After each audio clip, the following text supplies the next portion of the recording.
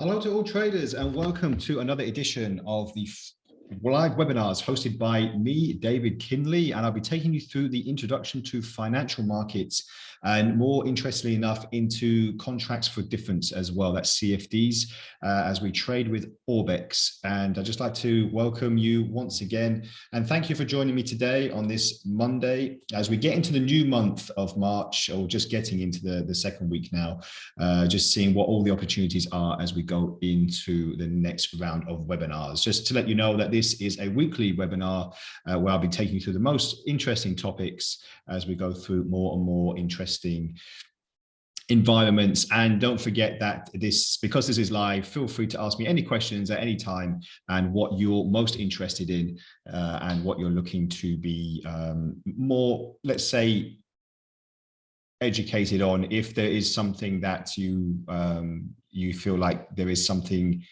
in the financial sector that you like to know more about. So without further ado, let's just go into what we're just looking at today. So basically, I'm going to take it back to the beginning, break it down into the most simplest form so that a lot of the new beginners and even experienced traders can just go back a little bit just to recap on things they might have missed and things they're not so commonly aware of as well, because I've met a lot of traders over the years that don't like to ask the simple basic questions because they feel it can be a little bit intimidating. But don't feel like that on these webinars, on these live webinars, because we're going to go through everything. So basically, what does the market mean? Well, the market is a place where traders buy and sell different instruments. This is under the different asset classes, and I'll take you through them shortly. Economists refer to it as a mechanism between the buyer and seller of different types of products. Buyers and sellers want to make profits from their decisions naturally. Financial markets, on the other hand, is a place where the buyer and seller conduct a transaction on financial assets, look to make profits on price differences.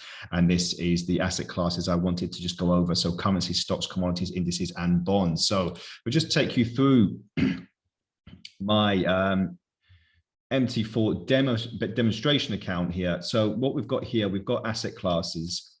And what does this mean? These are all the instruments that Orbex offers. And to show all of them, just right click on the market watch and show all. So these are all the currency pairs that Orbex offers. The information is on the website as well, but I just wanted to show you on the MT4 platform as well. And these are the shares or the stocks that we offer. So this can be in the form of UK stocks such as HSBC, Vodafone, European stocks such as we go down, Adidas, Volkswagen, BMW. And then as we get into American stocks such as Apple, Alphabet, most commonly referred to as Google, Coca-Cola, Walmart, etc., etc. As I said, all these stocks are on the website to go through as well. So these are basically the different asset classes that we offer. And also if we scroll right down, we'll also find commodities such as gold, US indices, silver, and different indices for like the FTSE 100, the German DAX, and also US oil and Brent oil as well. So just wanted to show you them as we go into what actually does it mean with asset classes. Well, that's it. It's basically all the instruments, such as all the currency pairs or all the stocks under the different asset classes. So as we go into the next slide, as I said, this is a live webinar, so feel free to ask any questions as we go if you're not quite sure, or if there's something that would like to be explained a bit more. So what are the types of financial markets? Well, we've got monetary markets, forex, commodities, bonds, and equities, to name a few. So with equities, for example, you've got people investing in companies, and this is to gain dividends back. And dividends are basically what the investor is going to get back either monthly or quarterly, a little bit basically of interest, you could say, depending on the company's performance. But let's just say if the company isn't doing so good, or actually could go bankrupt, let's say, then no dividends are given to the investors, and they could lose funds. So there is a bit of a risk on that. Bonds, we've got government bonds, for example, or big financial institutions. They're not as risky as other options here, because most big financial institution or government bonds don't generally have much risk to them, as they're always usually the guarantee of a payback. But some governments have had a difficult time the last couple of years due to the COVID-19 pandemic. So there is that to take into account as well. Commodities, we just touched on that. So things like oil and gold. If we're investing in oil and gold, we can just give an example now with gold, for example.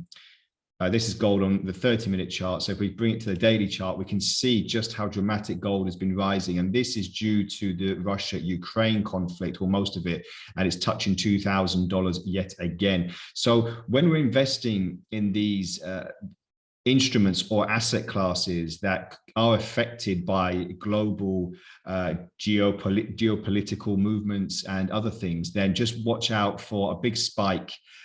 If the invasion of Russia into Ukraine does calm down, you'll see a dramatic reversal in gold, most probably, and the same in oil as well. Oil has spiked up across both sides of the Atlantic in crude oil, WTI, West Texas Intermediate oil, and also Brent oil.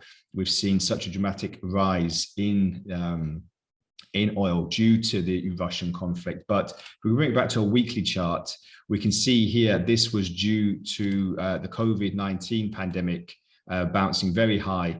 We saw these record levels on gold, and then we saw the vast descension in gold because of the vaccination process that was coming into play, and also the COVID-19 restrictions were slightly relaxed. And then we saw another spike upwards because of the second and third waves of the virus.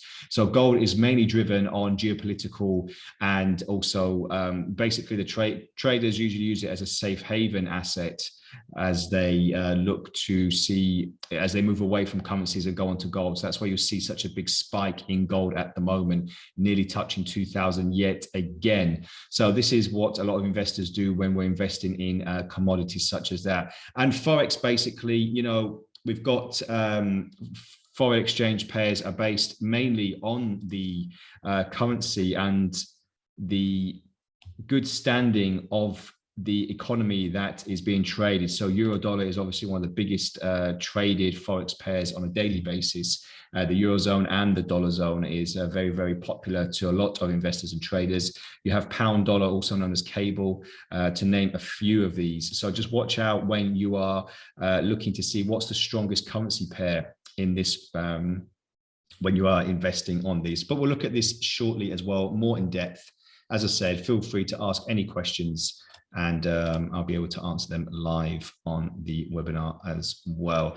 So the Forex market, Forex is an abbreviation of foreign exchange, which means trading different foreign currencies. The major markets that investors trade are the US dollar, Japanese yen, and British pound, to name a few, like we saw on the MT4 platform just recently.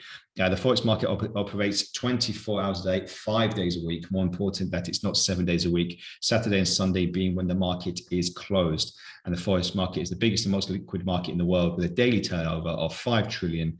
It's actually over 5 trillion, most probably, on a daily basis. So it's very important here. Saturday and Sunday is when we see the markets being closed.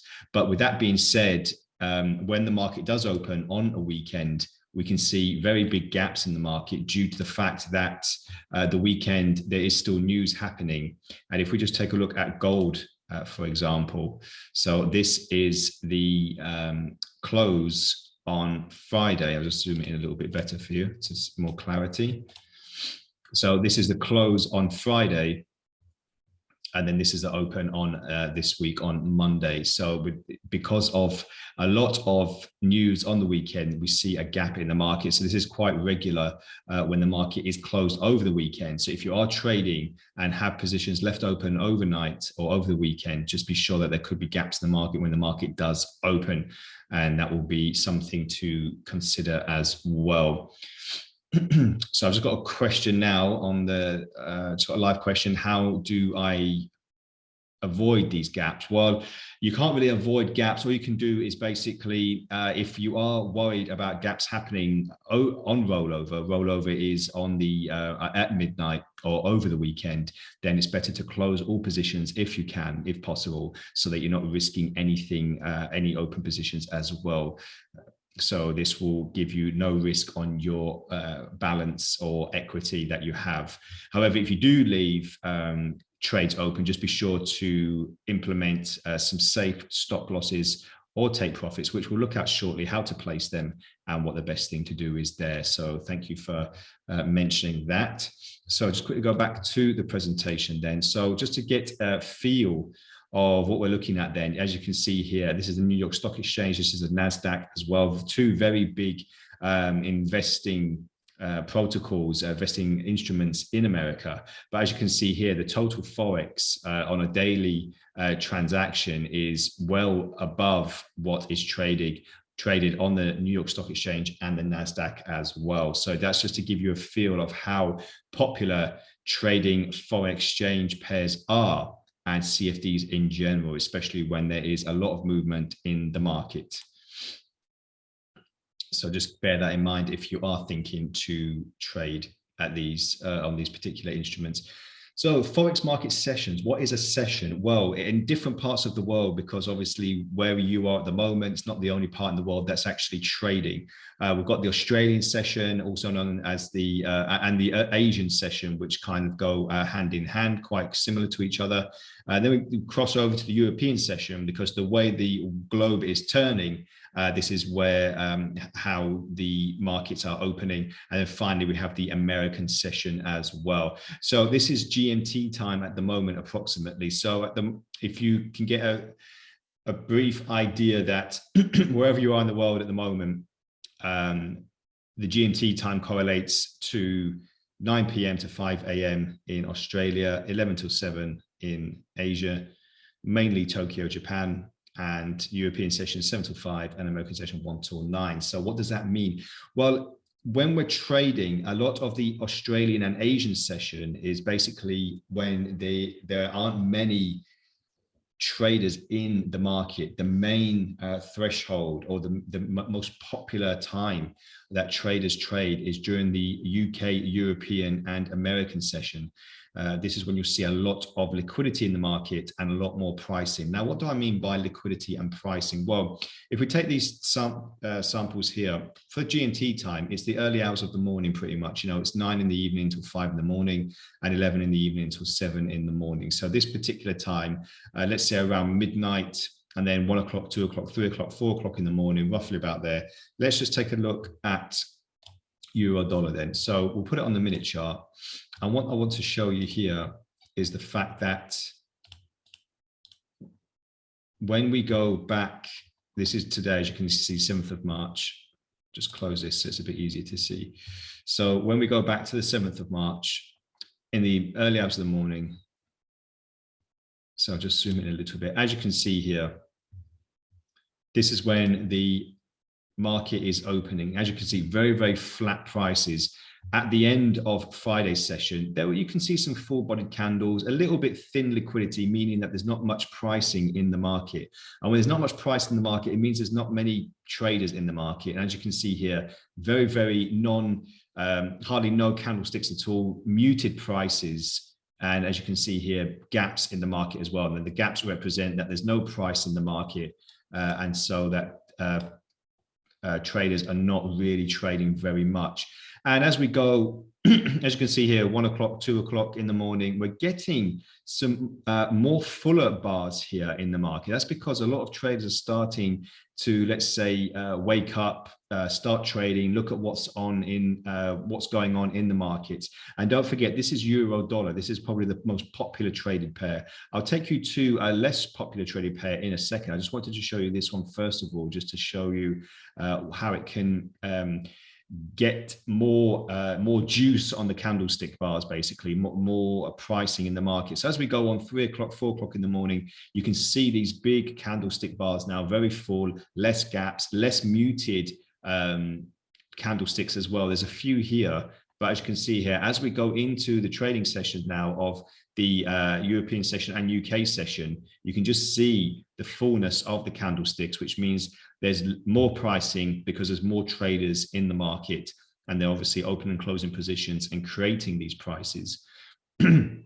meaning that it's a lot less volatility as well. So as you can see here, going up into the European and the crossover of the American session, there's literally no spaces here for gaps, unless there's a big fundamental news event, but usually there's no spaces here. So as you can see, as one candlestick ends, you'll get the start of another candlestick, and vice versa, end, start, end, start. As you can see, a couple of dojis, a couple of candlesticks that have closed at the same price, but you can see the big sticks, or the wick, let's say, on the candlesticks. They have been very large, and there's been activity, and this is minute by minute, by the way. So let's just take a look at for example, New Zealand dollar against Japanese yen.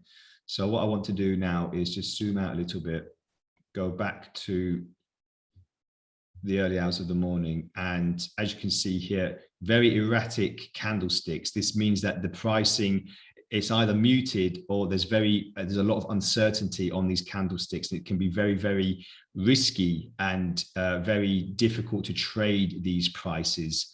And as I said, this is the start of the morning. If we just go into the new week on the 7th of March. So this is today's data. So as you can see here, very, very inconsistent pricing here, very erratic behavior. But as you can see, there's still some gaps at 2 o'clock in the morning, 3 o'clock in the morning. But as we go into the trading session, you can see these candlesticks be a bit more full-bodied, and we can see a lot more liquidity in the market. So this is what liquidity means, and how we can trade that, and what the opportunities are as well. So very, very important there.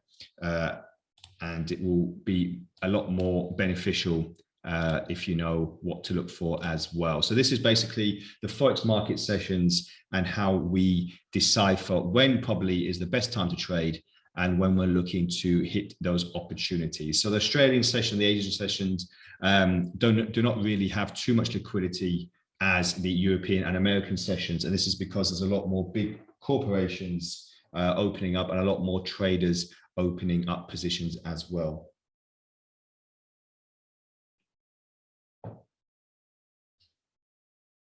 So just quickly on to the next slide. So with that being said, the advantages of trading CFDs in the FX markets. Well, what are the advantages? Well, you could say that it's a buy or sell game. We're either buying or selling. We're trading over 5 days, 24 hours a day, low spreads, very transparent as well. We trade on leverage, which we'll explain shortly, and it's instant market orders. So as soon as you click the order button, the order is open. And transparency, this is a very, very important word for Orbex, because everything on the MT4 platform is transparent.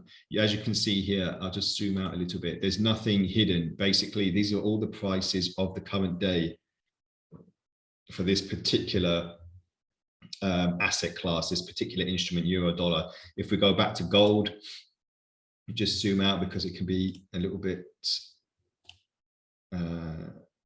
easy to see if we zoom out. As you can see here, every single price here is the price in the market. If you look on any other chart, you'll see that these are the exact prices that are live in the chart now. So it's very, very important with transparency that we give to our clients to know that they're getting everything they can when they are trading, the full experience and the full exposure as well.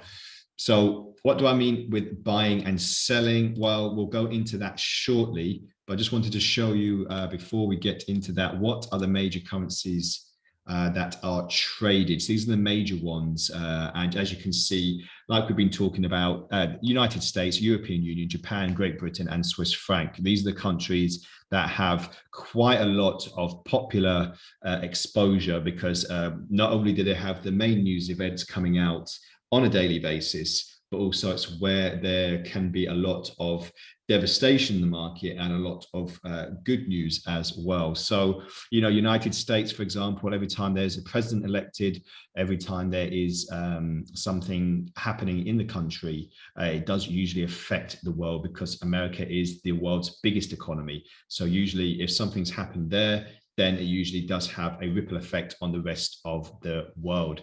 Euro as well, European Union, every time, again, something happens in the European Union, such as Brexit, let's say, that ties in with Great Britain, the British pound, maybe there has been this conflict with Russia and Ukraine that has affected the markets deeply. So this is something to acknowledge when there are big moves in the market. Japanese yen as well. Japan is a very big Asian, obviously Asia is the biggest continent in the world, and Japan is with China affecting the markets quite a lot. So this is something to keep an eye on as well, and the Swiss franc as well. It's very, very big country in Europe. And it can affect a lot of currencies as well. So these are the major currencies, and with major, excuse me, there's always minor as well. So we've got the Canadian dollar, Australian dollar, New Zealand dollar, Danish krona, and Mexican peso, to name a few.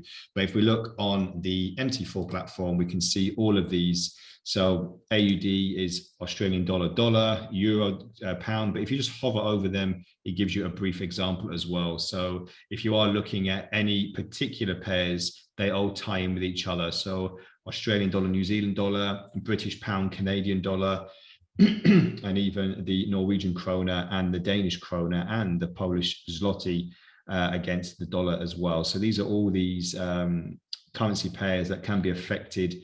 And obviously, if something has happened in one of these economies, such as New Zealand or Japan, then the best thing to do is see what the opportunities and advantages are of trading a cross-currency against that currency as well. So just a few things to look out for when we're looking at what the best markets are, excuse me, to trade on, and what we're looking for as well. And also, just to recap, that gold is moved quite a lot by these fundamental events. So that's something to keep an eye on as well.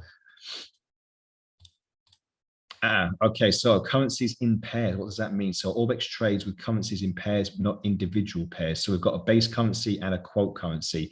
So that basically means that whatever the first currency is the base, and then the second currency is the quote currency as well. So it trades in these pairs to make sure that it doesn't trade in anything else. It doesn't trade in individual pairs. You can't just trade dollar against nothing. It has to be against something, because it gives the trader that advantage. Let's say if the British pound is being hampered by, let's say, Brexit worries, or any kind of trade worry as well with the European Union or even America, then the dollar could be considerably stronger against the pound. So then we could buy some dollar against the pound, which would be quite advantageous in that respect.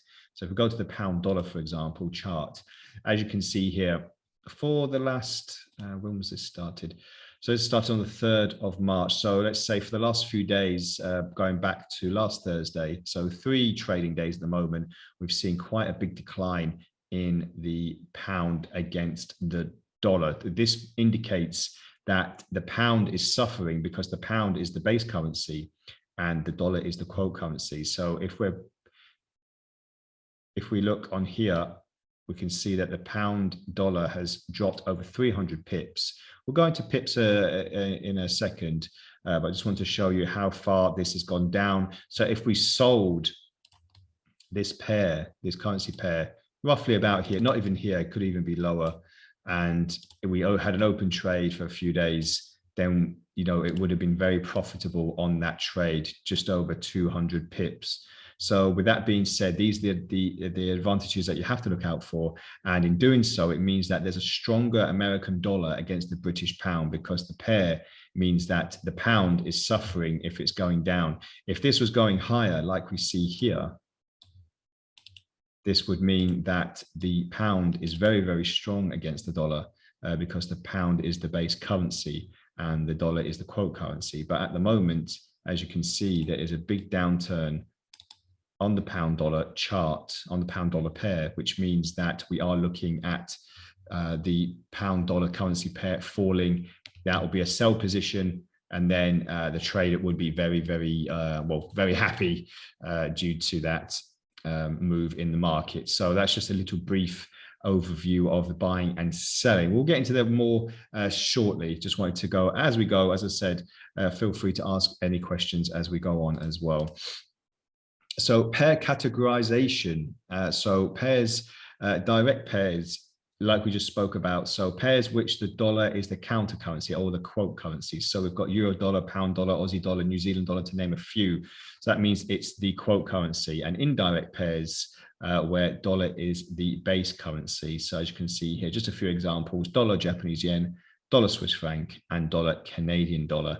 Cross currencies where the dollar isn't included, there's a few examples here: euro against the British pound, Australian dollar against Canadian dollar, British pound against Japanese yen, and the euro against Swiss franc. But again, you could have the Canadian dollar against the Swiss franc, the euro against Australian dollar. There are many opportunities there. It's not all about the dollar. However, the dollar is a big factor when traders are trading, because these, as I said, the American dollar brings a lot more of these opportunities because it's the biggest economy in the world. And by doing so, obviously a lot of pairs are getting traded in that respect. So let's just look at how we can buy and sell these pairs. So buy is also known as going long. So if you see a bull market, and a bull market means when the market is going higher, or you do expect that pair to move higher, you execute a buy order on the pair, which means you buy the base currency and sell the counterpart currency or the quote currency.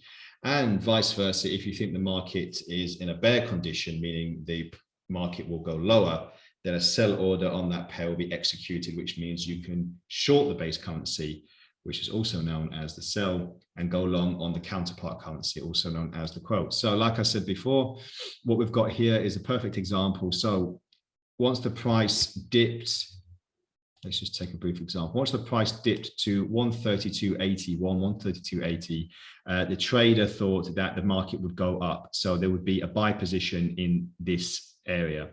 Then the trader would have made a profit. If the trader would have put a sell position in here, then the market would have moved against them, and then in doing so would have made a loss. And the same with this. Let's just take some lines away so it's a little bit easier to see. As you can see here, if the trader had bought the pound dollar and the market went lower, then it would have been in the opposite direction of the trade. And in doing so, we have made a loss. So what I'll do at the moment is I'll open a live trade just to see what we're looking at here. So on my demo account, I've got $1,714. So at the moment, I feel that the market has hit a plateau. We've gone so far down, and I'm going to open a very small position. I'm going to put in a buy position here. So I'm believing that the market will start moving higher, and in doing so, I'll be in a profit. So we'll come back to this trade shortly. But if we take a look at another few examples here. So I've got the euro dollar as well. So as you can see here, from the beginning of the week, when the market did open, again, we've had a bit of a gap on the market. So this is not the beginning of the week, this is on a weekend, but we've had a bit of a gap on the market due to the weekend break on the 25th to the 28th of March. But as you can see here, the market has fallen over 400 pips in the matter of a couple of weeks. But if I or the trader thought that the market was going to go higher, and we buy the euro, because we want to, the euro is the base currency, we want to buy the euro, then that would mean we're expecting the market to go higher. But it didn't do. The market fell lower, and the trader is now in a bit of a loss because they did the wrong, the market went in the wrong direction. So if we are selling the euro and buying the dollar, because we're selling the euro, this would have been a very beneficial move, because the euro is the base currency and the dollar is the quote currency. So with that being said, we are now in a bit of quite a big profit, because it has fallen over 400 pips, depending on how long you want to keep the trade open for. If we look on the Dow Jones, US 30, just got a few little signals in here. I'll just delete them so it's a little bit easier to see. So we've seen at the moment this big downturn, but from a few weeks ago, again, So a few days ago, we are looking like it is falling quite significantly, over 1,000 points there on the Dow. So we are now looking very, very worried if we open a buy position, because as you can see, the market has traded lower. So roughly about this point here, if we'd open a buy position because we want to buy the Dow, we are not looking to go any higher. And we're looking to see what is happening here. I've just had a live question. How can we sell when we don't have anything to sell? Well, if you open a demo account with Orbex, you can practice buying and selling. Demo accounts can be up to $5,000 to $10,000, and then you can practice on that, which I'll just reply right now. One moment.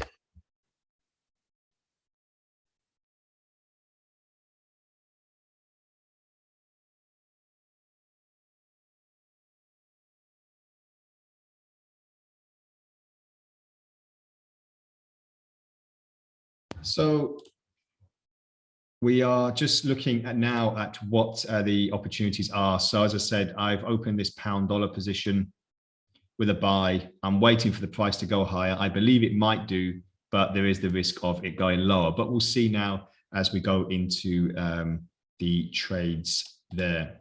So with that being said, just want to take you into pips and points at the moment. So just to get you a bit more familiarized, as I said, this is the basics of Forex and the trading with CFDs. So I won't go too advanced. I've got some more webinars coming up that will go further into pips and points, which will give you a bit more of a demonstration in that. So a pip is the minimum fluctuation in price, abbreviated by percentage in point. So for example, if we're trading the dollar Swiss franc currency pair, if we change from 0.9300 to 0.9301, it means the pair has gone up by a pip. Moreover, if the quote of the pound dollar pair has moved from 132.50 to 132.40, it means the pair has declined by 10 pips. So a pip is the fourth digit for most of the currency pairs. So if we go after the decimal point, 1, 2, 3, 4, this is the pip. And as you can see, there's a 1 pip difference there. However, if we see here, 1, 2, 3, 4, 1, 2, 3, it's the same 0. However, this has moved on the third one. So this means that it's 10 pips. And conversely, if this was 131.50 and 131.40, then we would have gone 110 pips as well. So this is basically what the pip value is. So let's just take a look at a live table. Well, not a live table, sorry, it's a table that I copy pasted just a few moments ago before the webinar. So at the moment, let's just check. So dollar Swiss, for example, 0.91283. Now, the good thing about the Orbex MT4 platform, it gives a extra digit. So it's a little bit more advanced into what the pip value actually is. So instead of giving, like the previous example, 4 digits, it gives you a 5th digit to give you a more clarification on when the pip is about to turn into a different number.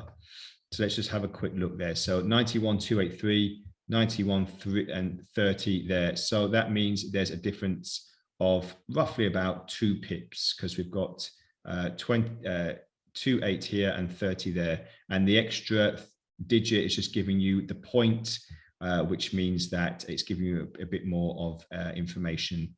So 135,919 and 135,937. So the difference between the pips there is 2, because we've got 135.91, 135.93, so it's 2 pip difference, and the 9 and the 7 just basically mean that we are more advantageous in that respect when we're checking the pip values as well. Euro dollar as well, as I said, one of the most popular Forex pairs to be traded on, 115.91, 2, and 115.92.9. So as you can see here, the 1 and the 2, that's a 1 pip difference. That's just giving you a bit more of clarification as well.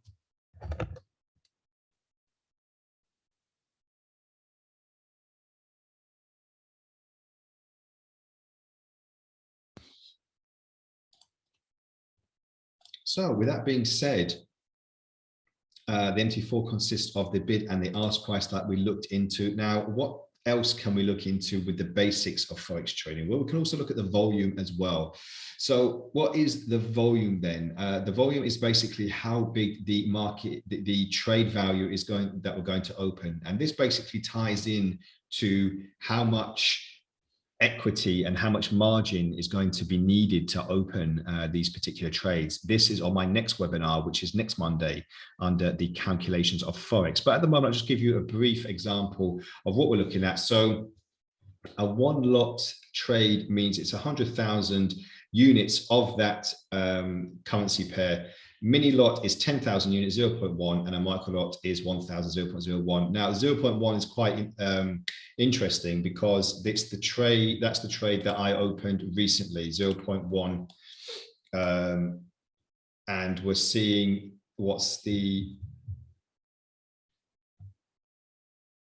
and we're seeing at the moment that my trade was -$3 and now it's slightly going higher, but we'll see that again.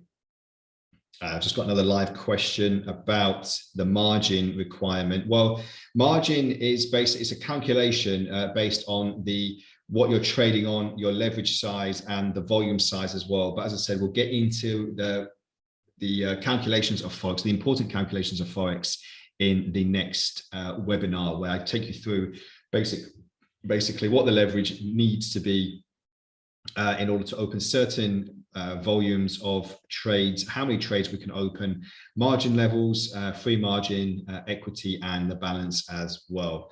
Let me just reply to another question I've got here. So how can we open a sell position in any instrument as a ground rule? You only sell something when you have something in your possession. So it's a very good question. So what a contract for difference is basically meaning that you're not physically owning the share or the Forex pair itself. A contract for difference is basically meaning that you're opening and closing trades based on the speculative price that is in the market. So at the moment, for example, I've opened a buy position for pound dollar. I'm not actually buying any currency. I'm speculating with my broker, which is Orbex, on the price. I'm hoping the position will go higher. And in doing so, that will mean that I will be making a profit. So with that being said, if you are trading shares, commodities, gold, oil, Forex pairs, you're not really having this in your possession. You are not trading it yourself. You don't have it physically in your possession. So it's a contract for difference, which basically means that you are not owning the actual asset or instrument. You're simply trading on the MT4 platform at a speculative price based on what you want to do, so buying or selling. So I'll just reply quickly to that message. Just bear with me one moment.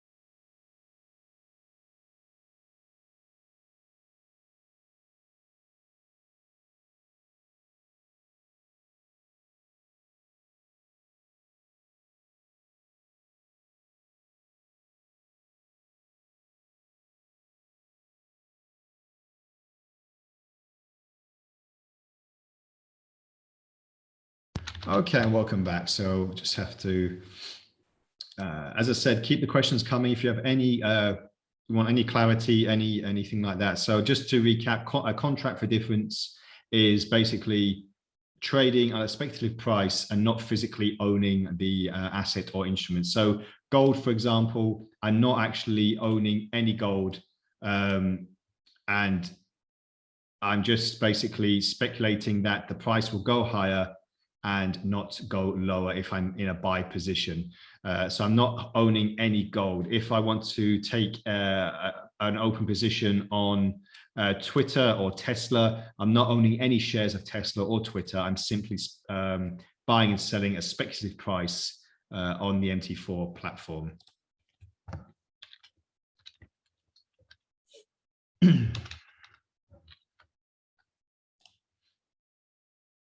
So back to the presentation. So that's basically the volume. I've opened a 0.1 size position, and we'll get into the calculations on my next webinar, which is next Monday. But for now, I've opened a 0.1 position, and it's just kind of a little bit undecided now. I opened it, and as you can see here, the candlestick is very undecided, and we're just waiting for another spike upwards or lower. And then it'll be my decision if I'm going to close it or not, if it goes a little bit lower. But it did go up to $5.80 on my minus. So it's a little bit better than what it was.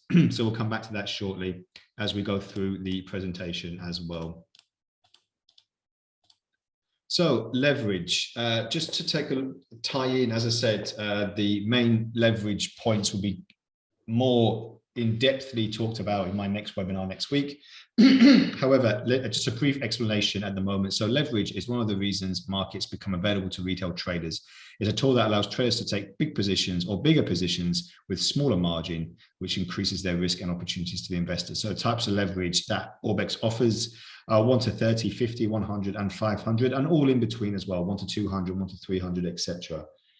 Excuse me. So example, one lot of euro dollar at 116, for example, with a leverage of 130. So this is how the calculation is made for the margin. Again, this is a brief calculation. We'll get into more calculations as we go. So notional value of one lot is 100,000 units. We multiply that by the currency pair value, which is 116 in this example, and divide by 30, which means that we need a margin of $3,866. However, if we have a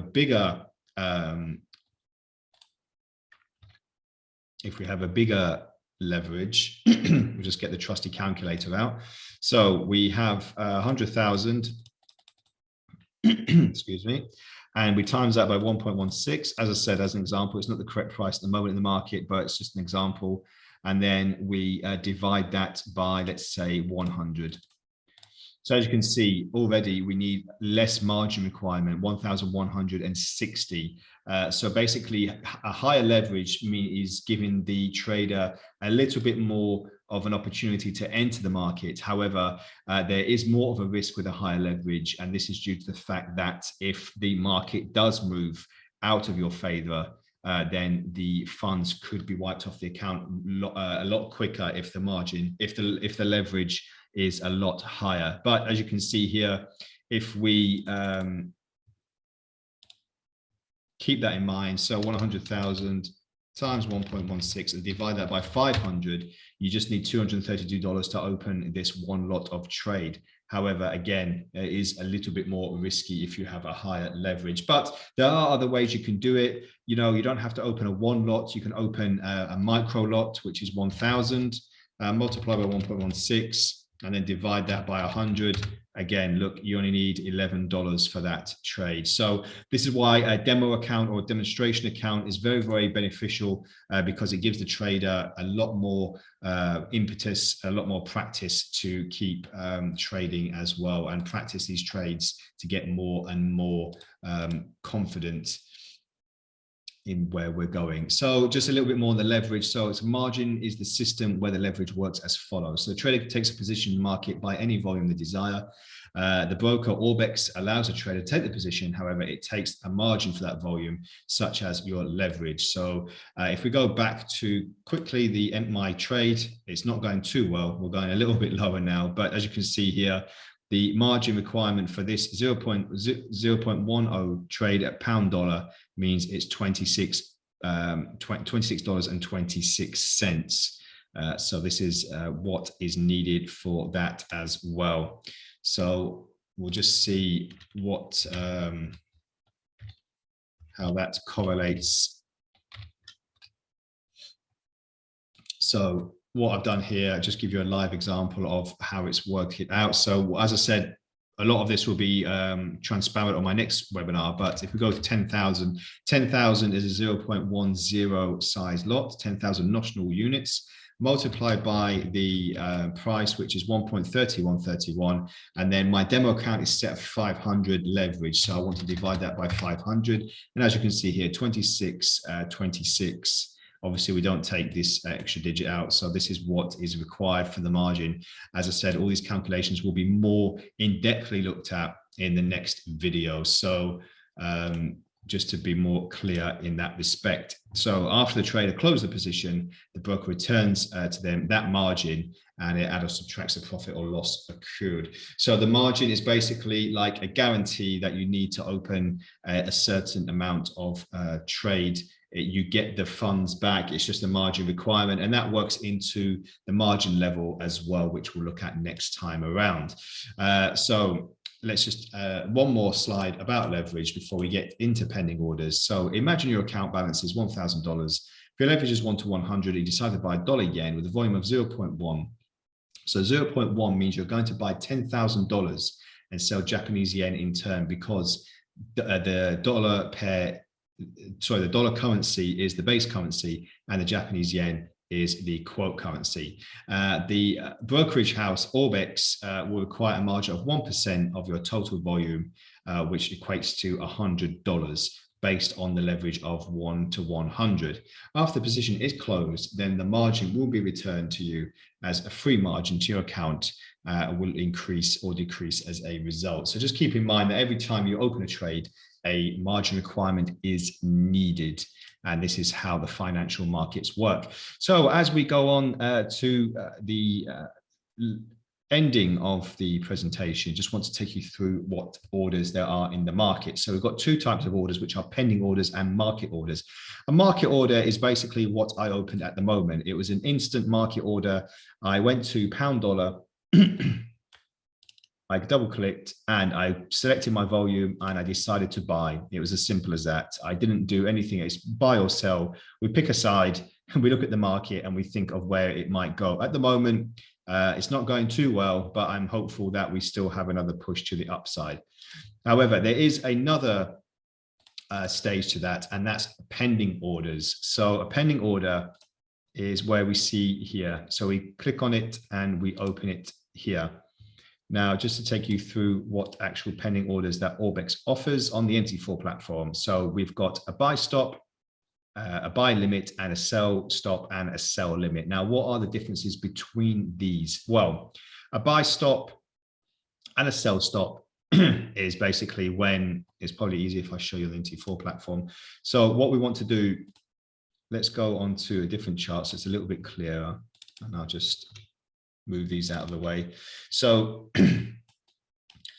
I'm a trader and I'm thinking that the market will start moving higher, but I'm going to be away from my phone or away from my device, laptop, PC, whatever you may trade on. And I think at some point in the next hour, the price will hit, let's say 1.10. So let's just put that as a little note here. So I think the price is going to go to 1.10. So I'm going to put now a buy stop. What a buy stop does is when the market reaches the price, the order will open and activate, and then the price will start moving higher, meaning that I'll be in profit because I put a buy stop in. And conversely, a sell stop is when I think a position will go lower. So I'm selling, and it's vice versa. So I think the market will probably hit, let's say 1.08, just to keep it nice and round. So I'm going to put a sell stop in because I think the price will hit this and go lower. So the difference with buy stops and sell stop is buy stop, I think the market will hit this and go higher. And the sell stop is I think the market will move lower, hit a target that I've put in and start going lower as well. So if we see that in practice, so I'll put a very small amount in just in case, just for demonstration purposes. So pending order. So we'll look at the stops first of all. So a buy stop, I think it's going to go at 110. So 110, and I'm going to place it. And it's activated the pending order in the sense that it's ready to go. So I think the price is going to go at 110. Once it does, it will activate and it will move to this section on my MT4 account, which is the live orders. And then I think the price is going to start moving higher. The important thing to notice here is buy and sell stops can only be made on if it's going higher or lower. So if I want to put a sell stop in,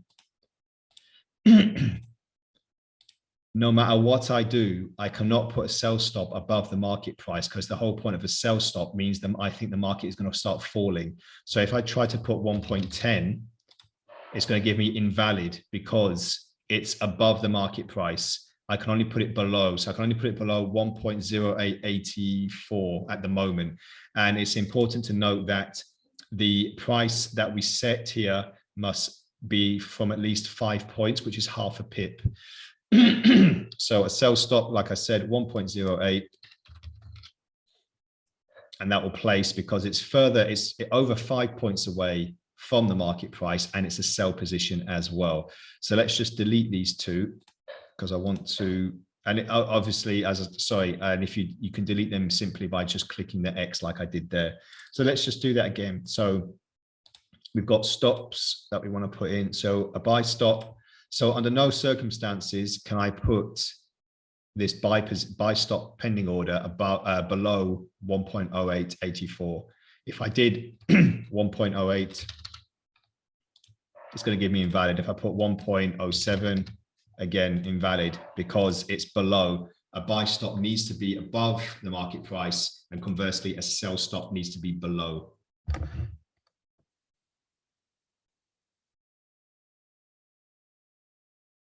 So with that being said, let's go on to the limit orders now. Now, what's a limit order? Well, let's just get this away just to make it a bit easier. So with limits, I'm expecting, it's a little bit different to the stops. So a buy limit is placed below the current market price because I'm expecting the market to fall and then start moving higher. So I believe, let's just take a look at these trends here. So we've had a bit of a bottom here and another one here. So I'm thinking at 108.16, the price is going to move lower, hit this particular mark, activate my pending order, excuse me, activate my pending order, and then start moving higher. So because of this, I'm going to put my buy limit at 1.0816, and it's taken it. Again, like the stops that we had, under no circumstances can my buy limit be above the market. So I can do 1.10 and it'll give me invalid. I can do 1.30, which is very, very far away. You know, we're not even close to that. Invalid. Why? Because the buy limit can only be below, and conversely, the sell limit can only be above. So with a sell limit, I believe, let's just get rid of this. Again, I'll just get rid of that pending order because it's confusing. So I'll just close that there. So I believe a sell limit, I think the price will go, let's see, roughly about here, 110.22. I believe the price is going to go here, and then I'm going to start moving lower. So that's it. I'm limiting my trade. I'm thinking it's going to hit here and start moving lower. So I'm going to simply go into pending order, sell limit, and then put in the price 1.1022. Obviously, this is speculative. You can put in whatever price you want. Just have to make sure it's differing by at least half a pip due to the spread. Again, spread we'll go on to in the next webinar with the market calculations. So as you can see here, my price is at 110.22. I've got a few pips away before it gets there, but this could happen overnight when I'm sleeping, when I'm out doing something, when I'm not at my PC for whatever reason, or my mobile device. The price is going to go higher and then start moving lower. This is what a limit is. So a stop is basically making a buy stop and a sell stop work a little bit opposite, meaning that I think that the buy stop, it will hit and then keep going, or hit and keep going lower for a sell stop. And a limit is a limitation on the price that I think it's going to hit. So that's why a sell limit is placed above the market price and a buy limit is placed below. So but stops and limits are kind of opposite, they work opposite to each other when placing when placing pending orders. So this is a very good example here, and we're seeing at the moment what's happening for my pending orders. So it's probably take quite a while for it to reach that if it does go there. But this is the premise of pending orders, and you can simply just delete them if it doesn't work out for you, or if you change your mind. Obviously, you can just double click on the platform and just modify the price, or you can just delete it as well. So you can just modify it here as well. If the price is close to being hit, you just see this turn green. So it's white at the moment. It will turn green to indicate that it's very close to being hit as well. So this will just give you another indication on how close we are as well to being hit. So that's the premise of pending orders, and how it can be advantageous to place them when you're not really able to be at your computer screen. So with that being said, thank you so much for your attention. In closing, as I said, this is a weekly webinar that I'm doing for not only beginning traders, but intermediate and advanced as well, answering the questions live on air for any discrepancies or any ideas that you might have, anything that you want to ask, feel free at any time. As I said, my next webinar will be next Monday, where we look at the calculations of Forex, and that will take us through all of the MT4 calculations, including pips and points, leverages, margins, and so much more, to give you more of an in-depth advance into the world of CFD trading. And just remember, CFDs is speculative trading. It's not physically owning any of the assets themselves. So in closing, I'll be on air for another 10-20 minutes. If you'd like to ask me any questions, feel free to do so, and I'll get back to you straight away. So I'll be able to go through anything that you want, and also any suggestions for any upcoming webinars that you'd like me to cover. Last week, we had one trader asking about liquidity and leverage, and as I said, we'll be covering, we touched on that a little bit today, but we'll be going through it a lot more next Monday as well. So feel free to ask any questions. Until then, I'll give any suggestions or insights. And once again, thank you very much for joining me, and we'll speak next time. Catch you again. Thanks again, and bye for now.